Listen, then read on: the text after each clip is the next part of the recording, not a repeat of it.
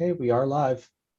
Okay, thank you. Okay, welcome back, everybody. Sorry about that disruption, but we did have a little issue with connections. So before we start 1.4, I will ask if Superintendent Bouchard would like to introduce Assistant Superintendent, the new Assistant Superintendent. So go ahead, Charlie. Thank you, Madam Chair. So most of you, I'm sure, are aware that Tara Malloy is the new Assistant Superintendent for HR and Technology. Tara's first day is today, and it's also her first board meeting, so we're excited to have her on board, and I welcome her to the administrative team, and I know that you guys will welcome her as well. So welcome, Tara. Yeah, thank you. Welcome. Thank you. Welcome. Yeah, nice to see you. Yes, nice to see all of you as well. Thank you for the warm welcome. Okay. And nice to see everybody as well. It's been a while since we've been together, and hopefully everyone's getting some rest and well-deserved rest and break from the school year. So, okay, so we will continue on 1.4. Are there any additions? And any deletions? Okay, and if not, then I'll ask for a motion to that the board approve the agenda as presented. Trustee F1, are you approving? Yes, Madam Chair, I'll make that the board approve the agenda as presented. Okay, all those in favor? Aye. Okay, and that is carried unanimously. Okay, item number 2, online learning parent survey results. So I'll pass this over to Superintendent Bouchard to go ahead with. Thank you, Madam Chair. So you have before you a backgrounder with the relevant information. So I'll just touch on some of those items. First off, there were about 65 responses to the survey, which ran from June 18th to July 28th. In the table, the first one that you can see there are 52 English respondents and 5 French immersion respondents, for a total of 57. Now, there were 4 families or 4 students that changed their mind. So those 8 responses make up the difference and the shortfall in that table. Moving to the second page, I'll go through some of the considerations for trustees in making their decision today. So first off, you'll recall in previous discussions, the online school, should it proceed, will need a principal who is designated to that school. The second bullet or item, you'll recall we talked about the fact that it's problematic to have one teacher teaching more than 2 grades. In COVID times, the province did give teachers and divisions a little bit of leeway to focus on numeracy and literacy. And of course, for us, we also focused on our religion. However, moving forward, that is no longer the case. So one teacher would have to teach the full complement of courses to a grade.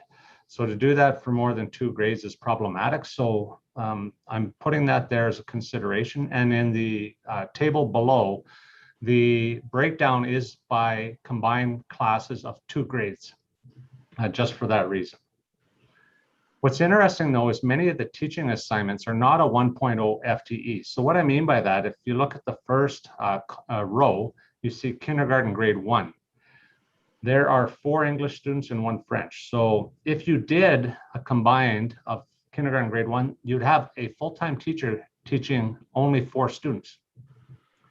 In grade 2, 3, you would have a teacher teaching 12 students. Those aren't typical assignments for a teacher. So I guess what I'm saying is that you could go part-time. However, the programming is still full-time.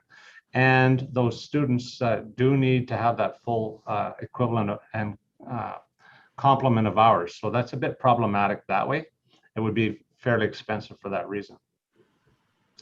The third consideration, I do not believe that there's enough students for a French immersion program. You have 5 students across K-9. That's just not doable. The fourth consideration, I didn't include the high school students in this table, the second table, because the high school students would be able to attend the outreach no matter what the board decides here today. So I think that the survey was more of an indication to see how many wanted online programming in high school. And you can see that in the previous table. It's not a lot of students, but they'll still be able to get their programming through the outreach. The fifth consideration is a little bit of a breakdown on the cost. So the program, just a rough estimate, would be $665,000 to run that school. And that's broken down by the first allocation, which would be for teaching staff, including the principal, of $630,000. Admin assistant time, that's 0.2 roughly of 20,000, maybe 0.3. And then there's some incidentals there of 15,000, and that's for supplies and materials for teachers as well as the admin assistant. So if you look at the sixth consideration, the revenue generated from that, so taking the amount of money that we assign a student at other schools, approximately $5,900, multiply that by 46, the program generates $272,000, so to speak. So consideration 7, then the program would have a net loss of $393,000. So in the note, I guess, is as we discussed with the administrative team this spring, in August, if we were to proceed with an online school, we would have to claw that money back from the schools that have already budgeted that money.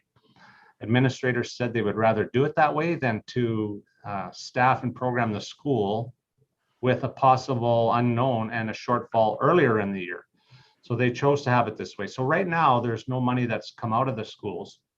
But if the board chose to proceed with this online program, that money would come out of the schools. So not just the 272 or the 393, but the whole 665,000 would have to come out of the school budgets. So moving on to the next page, I have an administrative recommendation there that, and I would recommend to the Board of Trustees that the program not go ahead. Just administratively, I don't think that we would run a school with 46 students in any of our communities, let alone an online school. So I just wanted to put that in there as part of the backgrounder. You have before you 3 possible motions. 2 of them are supporting the online school, and 1 of them is not supporting the online school. So one motion is to claw the money out of the schools. The second motion is to use division reserves to support the online school. So with that backgrounder, I would entertain any questions trustees may have at this time. Thank you, Charlie. Okay, so I will open it up for discussion by trustees for comments, questions. Is there anybody that has a comment or question? Trustee Epon? Yeah, thank you, Mr. Bouchard, for this. Which communities have the most impact of the students? I didn't do it by community. We did a breakdown by school, but the largest schools with a desire for online learning were Mother Duville and Father Leduc. Okay, thank you. Other trustees, do you have comments or questions? Trustee Sirwa? Well, I think that considering we have approximately 4,400 students, I don't think the numbers justify for an online school. Thank you, Trustee Sirwa. Trustee Tugwood?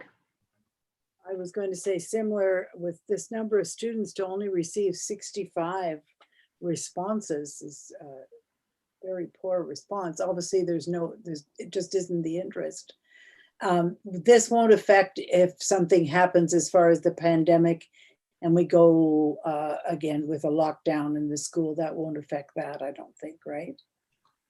That's correct. So if the province were to give us direction to move a school or the division online, it wouldn't, that would be taught by the staff currently teaching the students at the time. That's what And I I thought. did, and Trustee Eflon, I did pull up my chart here of the responses by school. So if you do want to know on any of the schools, I can provide that by school, but not community. Thank you. No, Charlie, that's well put together. It certainly speaks to the fact that I don't think we can afford to do an online school. That's just my opinion. Okay, thank you, trustees. Definitely appreciate administration for putting this survey out to parents and giving them the opportunity to make a better informed decision at a different time in the school year. So we gave parents until the middle of July, and obviously parents are feeling more confident about going to school. So I feel that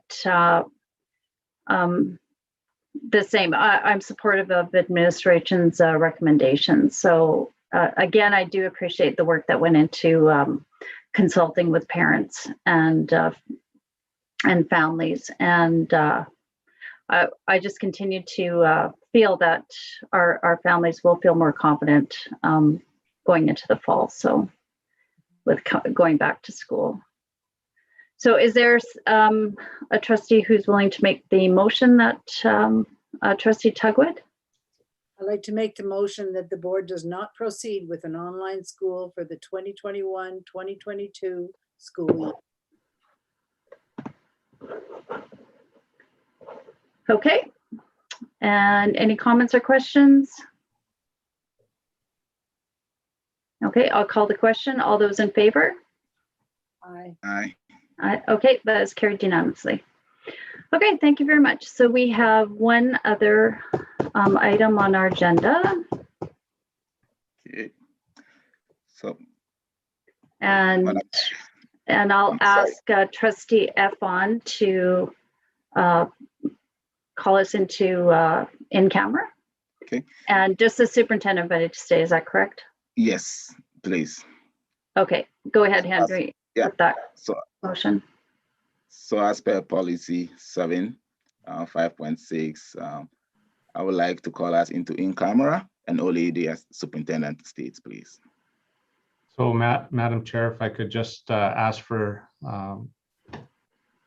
a clarifying question here. Will the assistant superintendents be required to return? No, No, Okay, so we don't have to call them back in? no. no. Okay, thank you. Okay, all those in favor? In camera? Okay, and that is carried.